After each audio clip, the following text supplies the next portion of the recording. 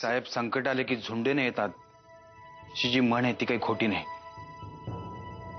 क्रमावती बँकेतनं आडारकरांचा phone आला होता.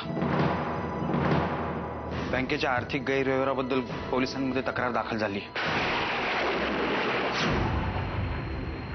गेली कित्येक वर्ष बँकेचं ऑडिट झालेलं नाही असं तक्रारीमध्ये उल्लेख आहे. तक्रार करणाऱ्याचं नाव कळलेलं नाही, पण लवकरच कळेल. ते कळून काय उपयोग आहे वाकनीस? कुणी सोम्या गोम्या असेल, तक्रार करणारा वेगळाच असतो, पण त्याचा बोलविता धनी कोणतरी वेगळाच असतो.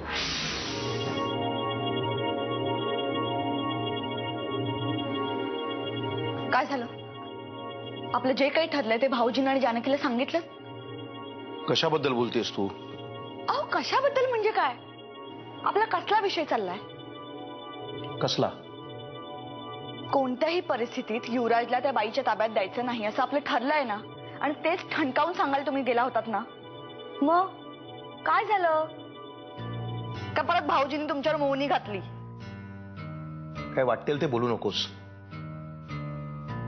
दादाच्या विरोधात सध्या काय चाललंय तुला कळलं असेलच. आता दादा असा अडचणीत असताना हे असलं काहीतरी त्याला विचारायचं मला योग्य नाही वाटलं. तुमच्या काही लक्षात येत आहे का वाकनीस? या सगळ्या मागे एकच सूत्र दिसतंय काहीतरी.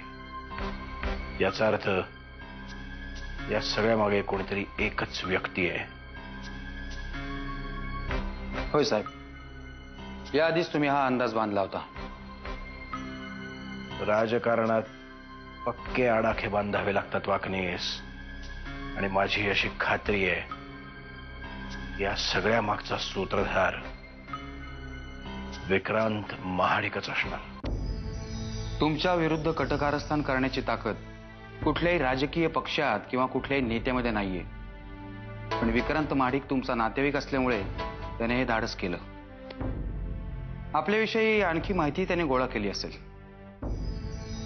वाकनीस, विक्रांत बद्दलची जी जी माहिती मिळेल ती मला कळवा.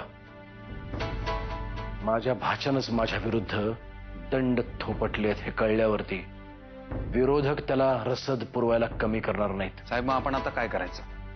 त्याची सगळी प्रकरणं उघडकीस आणून त्याच्यावरच उलटवायची? नाही वाकनीस, त्याच्यात खूप वेळ जाईल. त्यापेक्षा आपण त्याच्याच पद्धतीने खेळूया. ताई, तुमचं बोलणं झालं का मोठ्या साहेबांशी? काय म्हणाले ते? ते खूप दयाळू वाटले हो मला. त्यांना माझं म्हणणं तरी कळलं. तुम्ही काय बोललात त्यांच्याशी? मी बोलले यांच्याशी, पण सध्या त्यांचे खूप कामं चालू असल्यामुळे कुठलाही निर्णय त्यांना नाही घेता येणार आहे. मला तुमचं सगळं बोलणं कळतंय, पण आता मी तुमची काहीही मदत नाही करू शकत. आमच्या घरामध्ये सध्या खरंच खूप वादळ चालू आहे, त्यामुळे युवराज बद्दलचा कुठलाही निर्णय आम्ही आता नाही घेऊ शकत. तुम्ही एक काम करा, तुम्ही सध्या रमावतीला जाऊन राहा. तुमच्या खाण्याची राहण्याची सोय आम्ही करू, आणि त्याशिवाय तुमच्या गरजेपुरते पैसे सुद्धा देऊ. आमच्या घरातलं वातावरण निवळलं की युवराजचा निर्णय आपण करूया. पण ताई, सविताताई, आत्ता मी सांगते तेवढं तुम्ही करा माझ्यासाठी. जानकी, आज तुझी तपश्चर्या फळाला आली. म्हणजे कशाबद्दल बोलताय तुम्ही? अगं, आपल्या नवऱ्याचं नाव त्रिखंडात दुमदुमावं, त्याचं सगळीकडे कौतुक व्हावं, नाव झळकावं, अशी प्रत्येक स्त्रीची इच्छा असते. पण आज तुझी इच्छा मात्र पूर्ण झाली. मला अजूनही कळत नाहीये तुम्ही कशाबद्दल बोलताय ते. मांजर कितीही डोळे मिटून दूध पित असली ना, तरी जगाला कळत असतं ती काय करते. अपक्ष आमदार नरसिंह किल्लेदार यांचा करोडोंचा घोटाळा उघड. रमावतीच्या बँकेत गैरव्यवहार.